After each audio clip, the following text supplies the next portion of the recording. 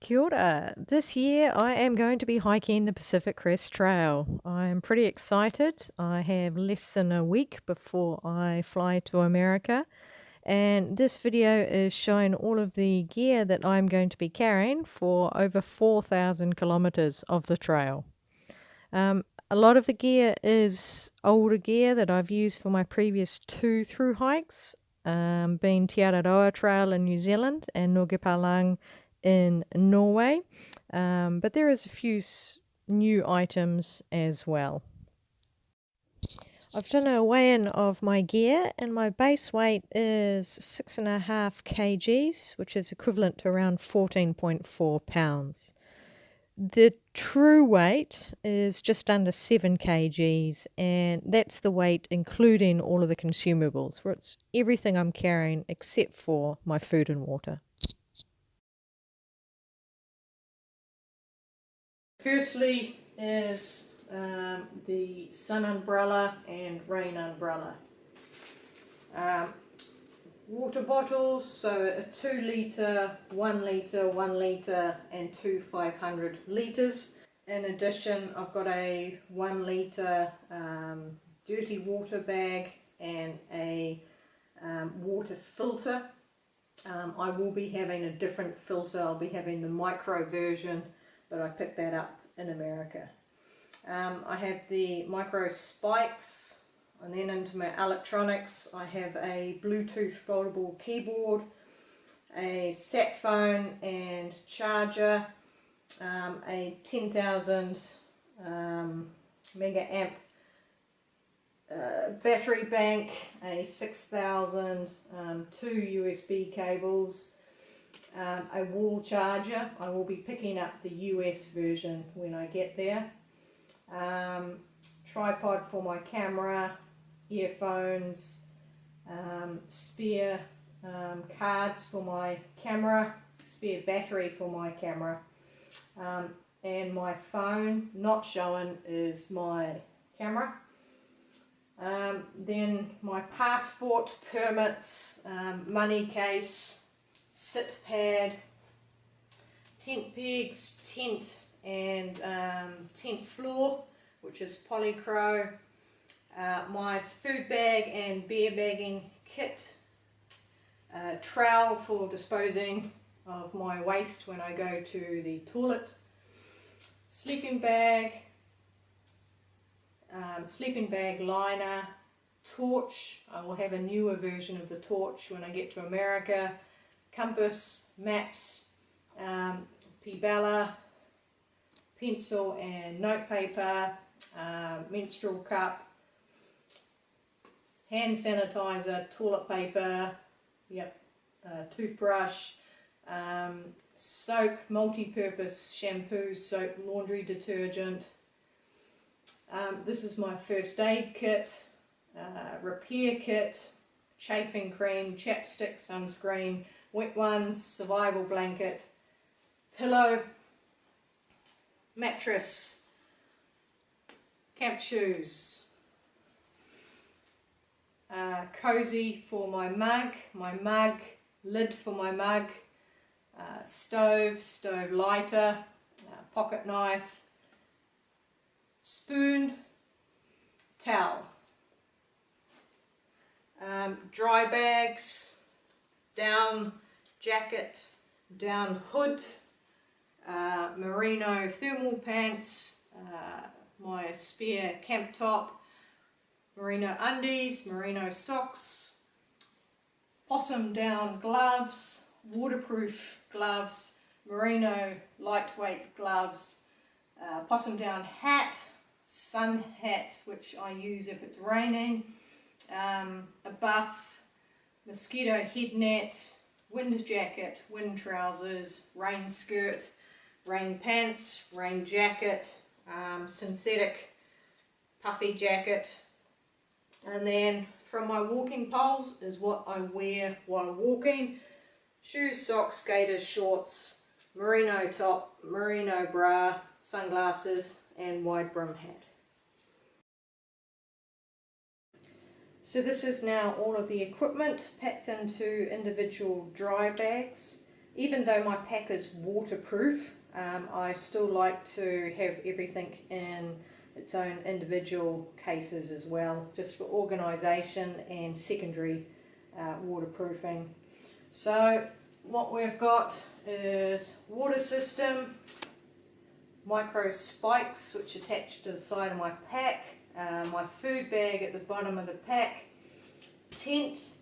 This is everything in the outside side pocket, the hip pocket with Velcro closure, hip pocket with zip closure, camp shoes, sleeping bag liner, clothes, mattress and pillow, wet weather kit, ready access cold kit, my toiletries repair kit and other miscellaneous, electronics, and my cook system.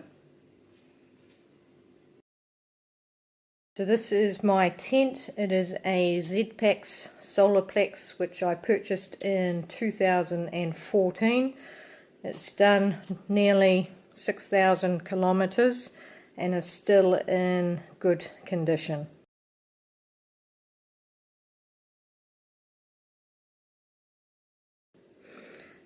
A stuff sack, and I have a range of tent pegs depending on the conditions of the soil. They are all titanium, and then a cram bag for the tent pegs.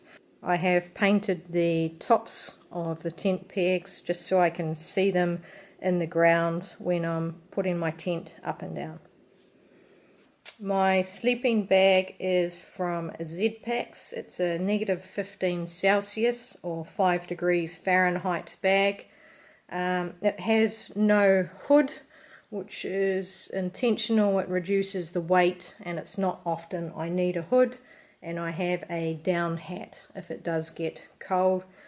I've gone for the heavier weight version just because I'm a cold sleeper, and my other bag, which is a -7 degrees Celsius bag, tends to get cold when it gets around freezing. I use a silk sleeping bag liner. This is from Kathmandu, and a DCF stuff sack provided by Zpacks. This is my pack. It's a homemade pack using DCF material.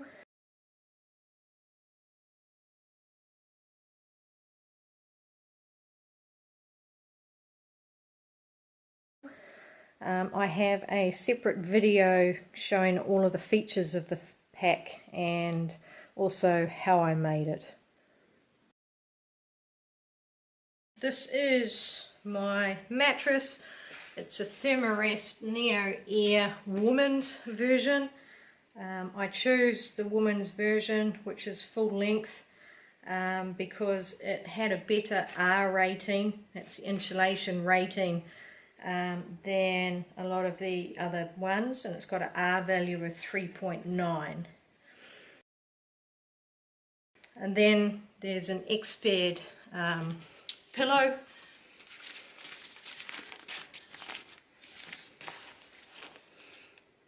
And it's just a blow up for that. I made a stuff sack to keep it in, and then this is just a basic kitchen rubbish sack that I have cut a hole in the end and have a rubber band, and that goes over my valve.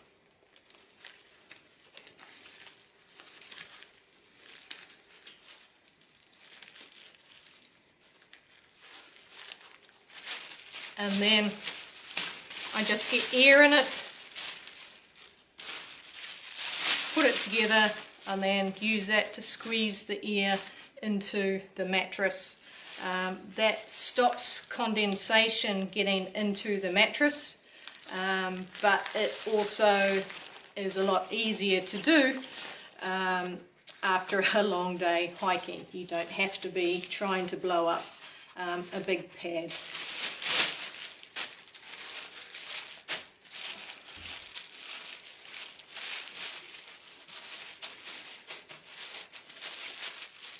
And I also use this just to give the valve a bit more protection when it's packed away in the stuff sack.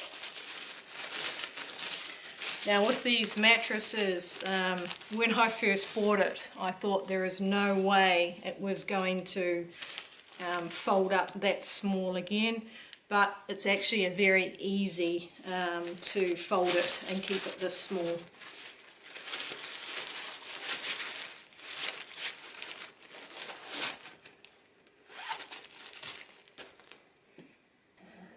This is my full cooking system.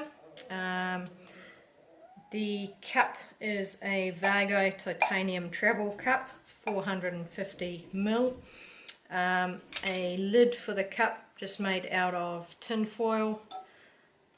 A Primus Micron trail stove. The Pezzo stove lighter, that's actually from my old MSR pocket rocket. A homemade little sack I've made for the stove, a light load towel from Z-Packs, a lightweight cozy made to keep the liquid warm when it's really cold, and a homemade stuff sack which I just made to keep it together nicely.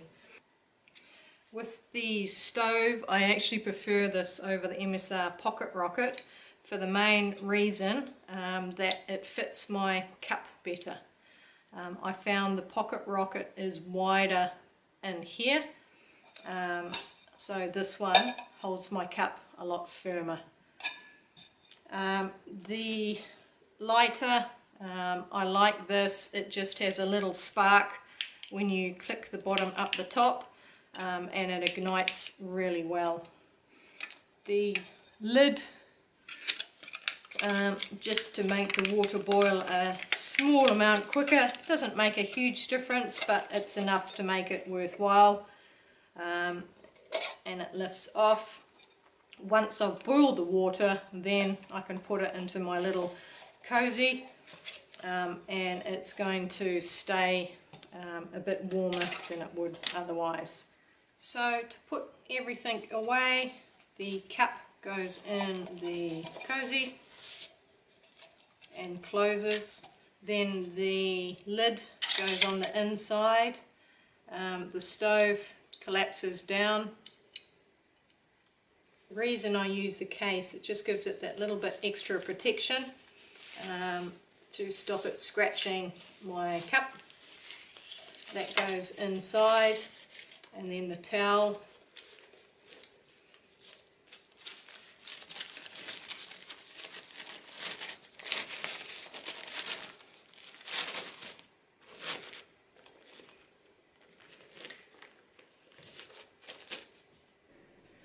So this is my personal documents. I have the PCT permit and California fire permit, a little bit of New Zealand money. That's Sir Edmund Hillary, first person to climb Mount Everest. Passport, this is a waterproof case I have made to look after my passport, permits and some money. And then this is my little money pouch which will keep my driver's license and some ready cash. For my toilet, going to the toilet, I have a small titanium trowel from Kiwis. I found it is very sturdy, and because it's so narrow, I find it quite easy to dig into quite hard ground. So I've been using this since my Te Araroa trail since 2014, and still find it comfortable, and it's got no sign of wear. So this is the bulk of my electronics. This is my luxury item. It is a folding Bluetooth keyboard. I like to do a lot of typing for my blog each night, and I found this is so much better than trying to do it on my phone. The battery on this lasted the entire 2.5 months in Norway without needing a single recharge. It is a brilliant little piece of kit, and it's the same size as my phone. I've got 2 Anker power banks, just plugging in with the cable. I've got a 6,000 and a 10,000, and I find I can go for 2 weeks with this, and I use these to charge my phone, my camera, and my satellite phone. I have 2 cables. One is a USB-C, which is for my phone. The other is a USB mini, but I have an adapter on it, so it can be either the mini or the C, and it means either cable can be converted as required. What not shown here is I've bought a Anker speed charger dual 2 USB port. I picked that up in America. It's a slimline one so that I can share plugs with other people. I carry spare SD cards for my camera, micro SD cards and a main one. I do have a spare battery for my camera. Even though I charge my camera with these, if I run out of battery midway through the day, I won't be able to swap it immediately and keep going, and then at night recharge it. Some earphones. When I get to America, once I'm off the plane, I'll actually be cutting one of these off, because I only ever use one because I want to be able to hear what's happening around me. I don't tend to listen to music very often, so it'll be mainly for editing videos if I'm around other people. This is the camera that I'll be taking with me. It's a Sony Cybershot HX90V.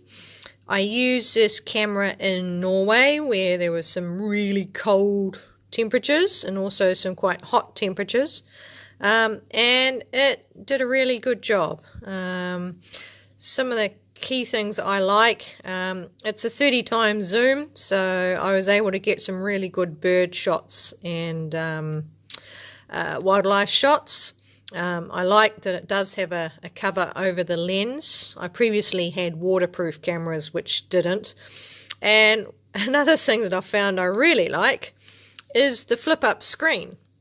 So it allows me to take some of my shots with myself talking, and taking other shots where I can lean it up against a tree and still see what the picture's going to be like. On the trail, the battery tends to last about 3 days, and then I just recharge it with my power bank. So really good camera. For emergency communication, a lot of people use the Spot device or the InReach. I'm actually using a satellite phone because I already had it from previous travels and previous work. So this is the Iridium Extreme. It's waterproof, dustproof.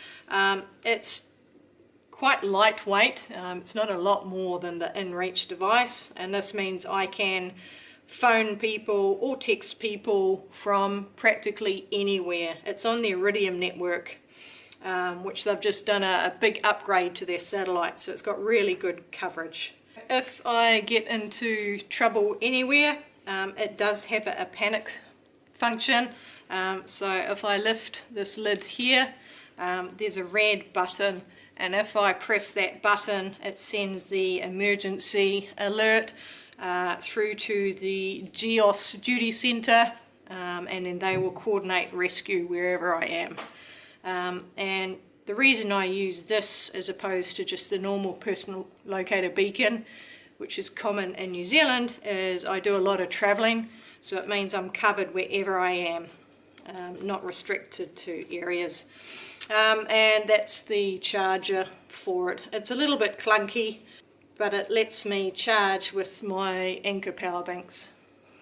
And I made a case for it on a nice bright colour, and if I am going anywhere like in the snow on steep slopes or going through a river, then this will be around my neck, and the rest of the time it's clipped onto my pack so that I can't lose it. So this is my repair kit, and what I have in it is some string, duct tape which I have wrapped around just a ice block stick, and a couple of cable ties. I don't like wrapping duct tape around trekking poles as most people do. To me it means that it's exposed to the sun and the rain and the wind, which degrades the duct tape, so I'd rather keep it protected.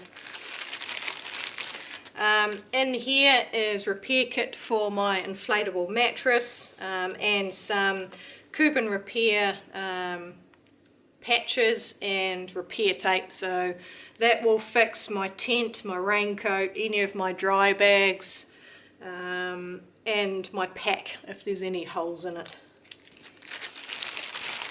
A little bit more repair tape and spare batteries for my torch. A normal sewing kit, a heavy duty sewing kit for fixing my pack and my shoes. I've done a lot of shoe repairs on previous through hikes, and this is a lot thicker cord designed for upholstery and outdoor applications. I have a small roll of Velcro. I just find that there's a lot of times where I decide that I need to secure something, and this does a good job. I have a couple of one buckle and a couple of ladder locks and a couple of safety pins for repairs to my pack if required, and one times cigarette lighter. So that is all I carry for my repair kit. Also related to that is my Swiss Army knife. This has been with me since 2014.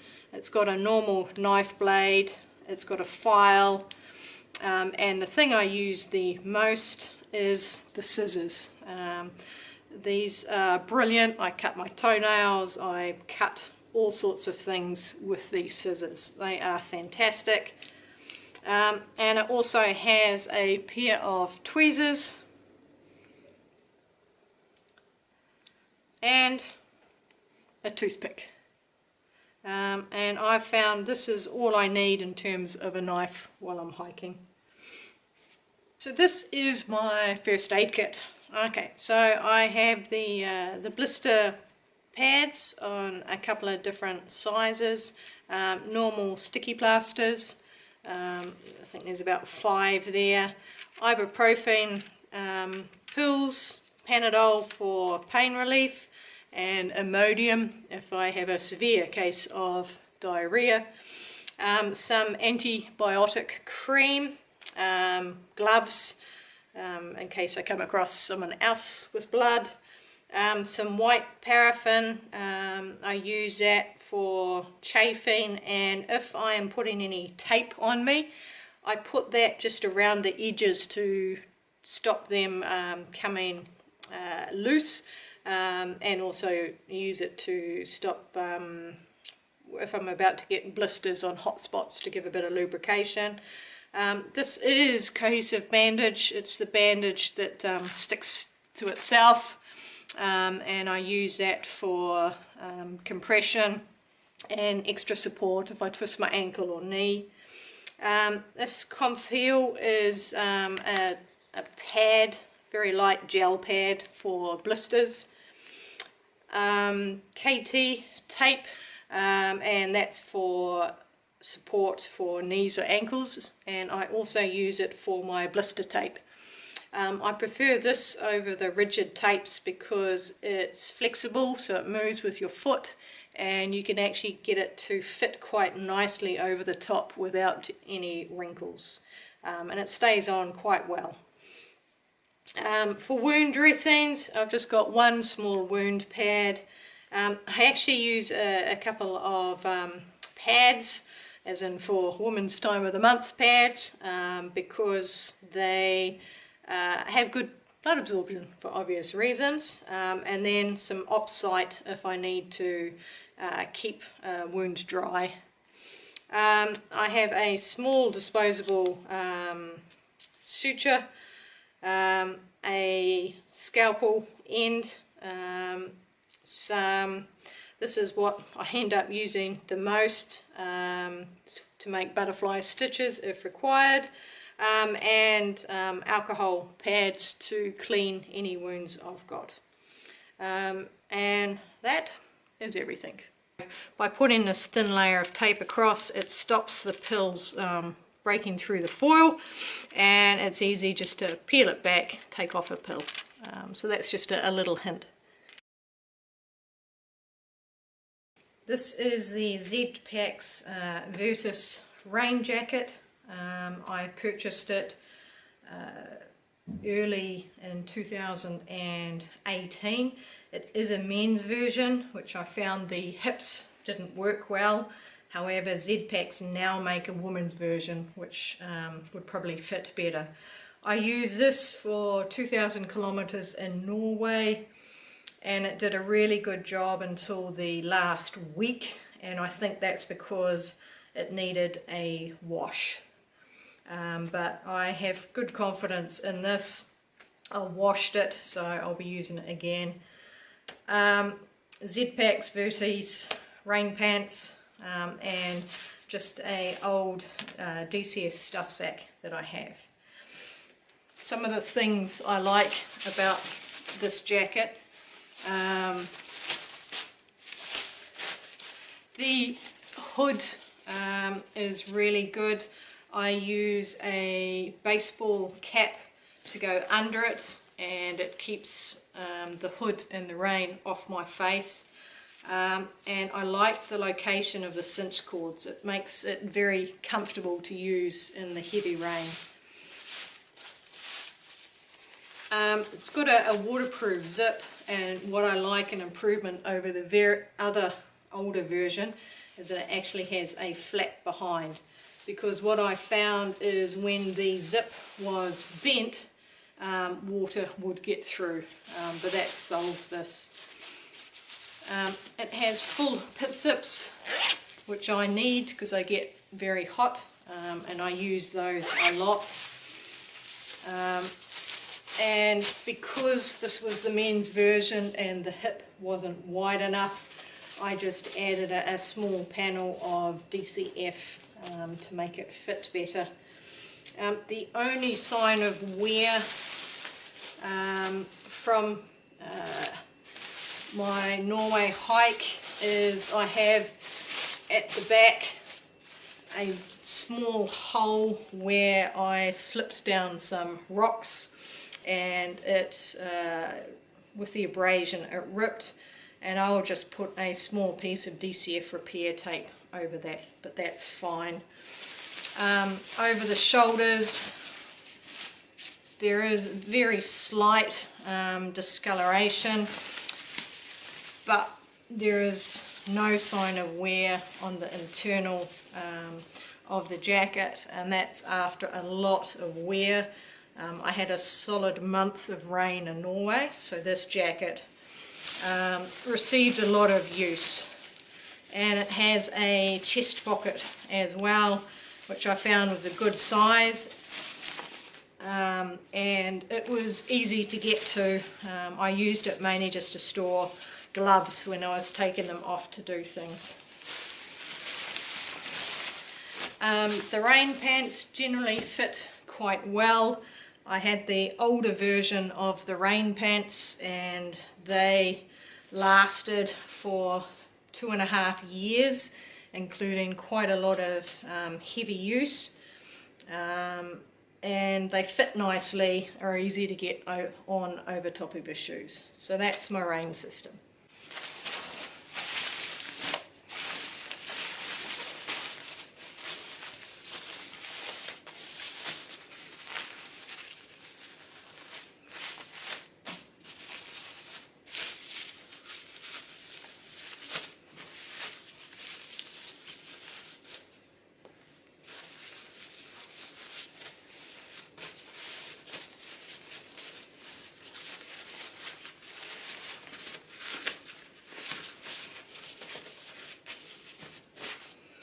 Now the reason why I keep it in a small stuff stack, it's just to give it a little bit of extra protection, because I keep it in the outside pocket of my pack. This is my rain skirt. On Te Araroa I discovered the concept of a rain skirt. I find that I get very hot with wet weather trousers, and I don't like wearing them, but I also don't like wet shorts. So I took a drawstring rubbish sack, cut the bottom off it, and I used that for most of Te Araroa, and it lasted really well. I then made a DCF version of this for Norway, but I didn't get the fit right and it wasn't as effective. This time I received some free nylon material, so I've made my own rain skirt, because I figure this will flow across my skin a lot nicer, and I've also made it a little bit longer. So it's really basic. I've put a bit of a split at the back just to ease the movement, and it's just a very basic drawstring up the top. I've been through it for some short walks in this and found it really comfortable. For in camp and sleeping at night, extra warmth, I have a down jacket. This is a Mountain Hardwear Ghost Whisperer without a hood, because I have my down hood. I use this on Te Araroa and also Norway. It has no sign of wear, and I find it does an amazing job of keeping me warm, considering how lightweight it is. So this has been compressed in the stuff sack for most of its life, and yet you can see it still lofts up really well. I think it's an 800 fill jacket. I got one rip in it and I just covered it with the Pertex repair tape from Z-Packs, and it's been great ever since. For my insulation layer while hiking, I used to have a 260 weight merino, but I found it was very heavy and didn't actually give me a lot of insulation. I then carried a micro fleece, and that was good, but I've decided this time I have made my own jacket. I've dropped 100 grams from the micro fleece. And this is what I wear for insulation while I'm hiking, because I don't want my down jacket to get covered in sweat and then have nothing at nights to stay in. So I made this jacket material from ripstop by the roll.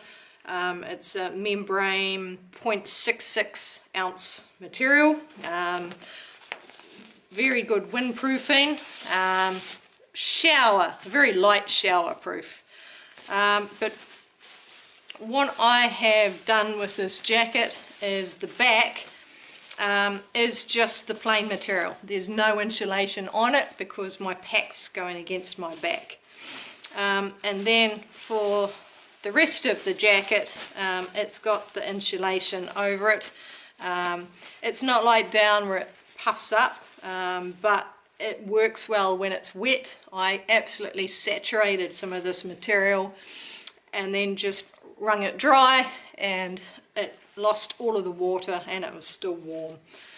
Once again, no hood because I have hats that can cover it, but I have done a slightly taller neck to it. It has a zip to try and have better temperature control, and under the arms there's no insulation there. So the insulation in this is Climate Shield Apex 2.2 ounce. So it's a series of long synthetic fibers, and it's good. You don't need to quilt it. It stays in shape really well, and traps the air between the layers. As I say, when it gets wet, you just squeeze it and all the water comes out. It doesn't absorb water. So that is my jacket. This is my wind jacket. It's one of my favorite pieces of gear from my Norway hike. I just bought some Pertex material from Z-Packs. This is the material they use for their sleeping bags. It's super lightweight and it is very wind resistant. So as you can see, it packs down really nicely. And this is a jacket I made myself. So it has a hood, has a small zip just for ventilation. So very basic, and it's a great in-between where my raincoat would be overkill and too hot, but I just need to take the chill off. Also it means I don't put extra wear on my raincoat that I don't need to. And because this was so successful this time, I have decided to have trousers in the same material. So I've dropped the camp trousers I used to carry, and instead I'm just going to have these trousers as an alternate. And I sewed some small stuff sacks into them so I'll never lose them, and it's just very easy, very compact and very light, but has a big effect. This is the hiking top I'll be using. It's a MacPack merino shirt. It's got normal merino on the sleeves and the front, and then it's got a merino synthetic blend on the hips and the back for abrasion and breathability. These are the shorts I'm wearing. They are Columbia brand. I don't know what model. I purchased these in 2008. They did 3,000 kilometers on the Te Araroa Trail. The only damage is I had something in my pocket that slowly wore a hole through it, so I've just sewn it around so it doesn't matter. They've had a bit of wear, but they're still in really good condition. And I have just re-sewn over all of the seams because the cotton was getting very old. But they're very comfortable shorts. They dry really quickly, so I've decided to use them again. For hats, I have a Possum down hat for when I am walking, and then for at nights I have a down hood, like a down balaclava from Z-Packs. My sleeping bag doesn't have a hood, so when it gets cold I use this instead, and I can also use this for around camp as well. It's really warm, and I haven't been able to use it very often because I usually find it's too hot. For my hat, I have very fair skin, as you can see, so I like to have a wide brim hat just to give me some extra sun protection. I tried for a long time to find a hat, and I finally did. This is from Kathmandu. It's a New Zealand brand. It's actually a child's hat because I have a small head and struggle to find one to fit. But the key thing that I needed is I wanted a brim that wouldn't blow up in the wind. So this brim is the right amount of firmness. It's got mesh on the sides, and I just added a chin strap myself. This hat was with me for my 2,000 kilometers in Norway, and is still in perfect condition, so I am going to use it again. And I just sewed a little kiwi just to make sure I knew this was my hat. This is my glove system. I know it seems like an overkill with 3 pairs of gloves, but the warmth of my hands is my temperature regulation. So if I have cold hands, then generally the rest of me is going to be cold. But if I can keep my hands warm, then things are a lot more comfortable. These are Icebreaker merino liners, and this is what I used in Norway. It had a lot of use with my hiking poles, but there's not really any sign of wear. And they're a nice light weight, and this is what I use most of the time. However, there were some times where my hands were still getting cold, and that's why I've decided to go for the extra layer of insulation. These are Possum down gloves.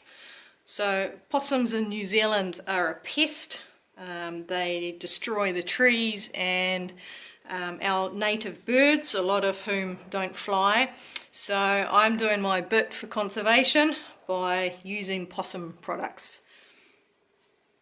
And then for waterproof gloves, it's something I've always struggled to find, a good waterproof glove. You can pay $150 for the outdoor waterproof gloves, but I have not yet found a single one, including all the top brands, that has stayed waterproof. So I use industrial chemical gloves. These were 15 New Zealand dollars, so that's probably just over 10 US dollars. You can get them with just this material, which is lighter. It's a latex, 100% waterproof, but I've gone for the ones that have the extra layer, which gives grip, and it makes them really tough so that they'll wear well with my hiking poles. These ones have a very light liner in them, so I could wear them by themselves if I wanted, but they are designed to layer with all of my other ones. And in this, I would be good in temperatures down to probably about -15. And then my raincoat comes over the top, and so that way it's completely waterproof. I've got a lot of confidence in these. For socks, I use the Icebreaker Hiking Light Cushion Mini. I don't like having a lot up above my ankle, and these work perfectly with the gaiters. They are shaped for your foot, so this is the left and that is the right, and I find that they dry, or your feet feel dry very quickly after going through streams. In Norway, I had about 3 weeks where my feet were wet continuously, and using these socks, my feet always felt warm, and I didn't get any feet conditions like trench foot or anything like that, because they did a good job of wicking the water away from my skin. These are the shoes I will be taking. These are Ultra Lone Peak version 4. They are zero drop shoes, which means the heel is not any higher than the forefront. They have good grip on them. These shoes have done quite a bit of very rough travel, so that's why they're starting to show a little bit of sign of wear. But the shoes, I had the previous model shoes in Norway, and one pair did 1,200 kilometers and the second pair did 800 kilometers, so they're very hard wearing shoes. The only fault is this part on the front tends to come off, so I have put some shoe glue around it just to hold it in place. But the upper of the shoe on the previous version didn't rip, and despite being in some quite rough terrain, thick forest, thick bush and rocks, these are showing no sign of wear on the upper. The thing I like about them is they're really wide across the forefoot, and there's lots of room for your toes to move naturally within the shoes. They have a hook for gaiters at the front, and I love the fact they also have the Velcro for the gaiters to be held onto at the back. Inside, I actually take out the proper inners that come with them, and I've been using these inner soles for a long time, and they tend to wear at the same rate as the shoes. And then To go with the shoes, I have these gaiters from Dirty Girl. This particular set has already done 2,000 kilometers. I've just sewn some extra reinforcing across the top and re-sewn around the Velcro to make it secure, and I'm confident these are going to last me another 2,000 kilometers. They're from Dirty Girl gaiters, and you can choose from a wide range of material. Just very lightweight material, similar to what you'd have for togs or a swimming costume. And you slide them onto your foot over your sock, and then you clip them over the top, and then this is where the Velcro on the shoe comes in handy. You then place the Velcro in the trap and do it over, and so they're tight around your foot and they just stop the dirt, stones, sticks getting into your shoe. These are micro spikes, so they just go on your shoes to give extra traction in snow and ice, and this year is going to be a high snow year. So I'm expecting they're going to get a lot of use. These particular ones are Venus He-Wolf brand, and the way they work is they just slide over top of the shoes with the stretchy rubber, and then they form some small spikes to give the traction. I have added some string because I was worried that they might come off, and the string just holds them onto the shoes a bit tighter, and I just added a small clip that means I can tighten and loosen them easily when I've got my gloves on. I made a case for them, and this case ties onto the side of my pack, and it just means that they can be secured without putting any weight against my pack, so hopefully stopping them causing any damage. For my base layer, it is all Icebreaker. It's an Icebreaker Body Basics 200 thermal trousers. This is my Icebreaker Racer undies, and an Icebreaker Siren bra as well. These are my trekking poles. These are Black Diamond Pro Trek women's poles. I bought these before my Te Aroha walk in 2014, and I think I've got probably around 6,000 kilometers in them. I have had to replace the wrist straps. This is my old wrist strap, and it's about every 6,000 kilometers that the wrist straps need to be replaced, but that's quite easy and the replacements are quite cheap. They have never given way. The opening on them is always held really well. I did once bend the middle section of it, and did get a replacement middle section, but it did take my whole body weight before it bent, and it didn't break, which I was surprised, and it saved me quite serious injury at that time. The only issue with them is I've now run out of tip, so I have ordered replacement tips and basically put them in boiling water, which gets rid of the glue in the middle, pull the tip off, and then just glue a new tip on, and then those tips will last. But the tips have done really well. I've been on a lot of rocky terrain. I love these poles, and happy to do another through hike with them. For mosquito head net, I have the Sea to Summit mosquito head net, but I've made my own case for it, just to make it a bit smaller and a bit lighter, and this head net goes well. It has a elastic to tension it at the bottom, and I have this over my wide brim hat because it keeps it off my face, which makes it a lot more comfortable to use. This is the tripod that I use. I use this for all of Norway. It's called a Colorman, but it's really good, really twisty, lightweight, but it does everything that I need it to do.